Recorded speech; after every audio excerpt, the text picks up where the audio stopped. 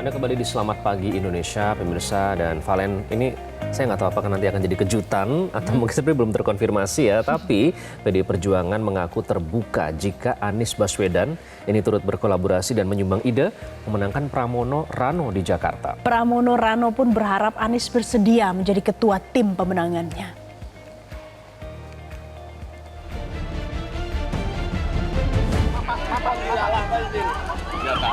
Bakal calon gubernur dan wakil gubernur Jakarta Pramono dan Rano bertemu mantan gubernur DKI Jakarta Anies Baswedan di area Car Free Day pada Minggu 1 September 2024 kemarin.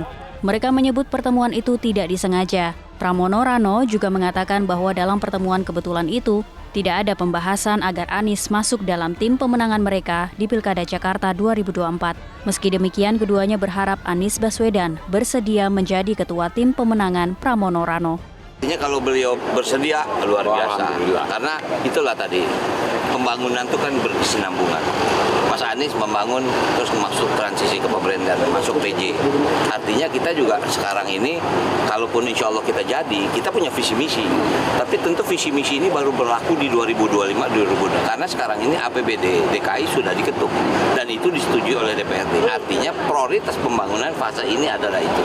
Nah untuk itu kita nanya nanti sama Mas Anies, Mas, ini Persija mau dibawa kemana? JIS bagaimana? Setelah ini bagaimana? Begitu. Ditanya pada hari yang sama mengenai kemungkinan dirinya untuk menjadi tim pemenangan Pramono Rano, Anies Baswedan masih belum mau menanggapinya.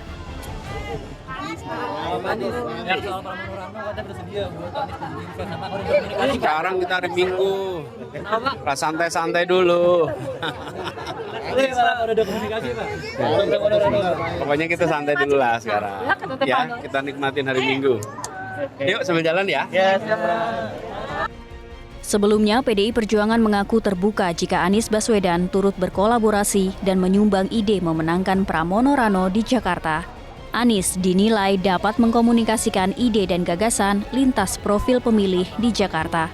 Karena di kubu Pak Anies banyak yang kemudian sangat peduli dengan isu agama, isu rohani, bagaimana membangun kultur keagamaan yang kuat, misalnya bagaimana keberpihakan terhadap pengusaha pribumi, mungkin seperti itu. Jadi mungkin ini nanti yang mudah-mudahan dengan kebesaran hati Pak Ahok, Pak Anies, ada Mas Pram dan Pak Rano misalnya yang kemudian bisa menjadi jembatan. Analis politik Adi Prayitno mengatakan saat ini elektabilitas Anies di Jakarta mencapai 40%. Maka jika suara itu mengarah ke salah satu paslon, bisa saja akan mengunci kemenangan. Adanya komunikasi politik antara Pramono Rano kepada Anies adalah upaya menggait pemilih Anies di Pilkada 2024 nanti. Kalau hari ini misalnya kita melihat elektabilitas Anies itu 40%, kalau semuanya itu mengarah kepada salah satu paslon, itu bisa mengunci kemenangan. Atau misalnya skenarionya tidak 40% pendukung Anies itu mengarah ke satu calon, diskon misalnya 20% atau 10%, saya kira tetaplah signifikan.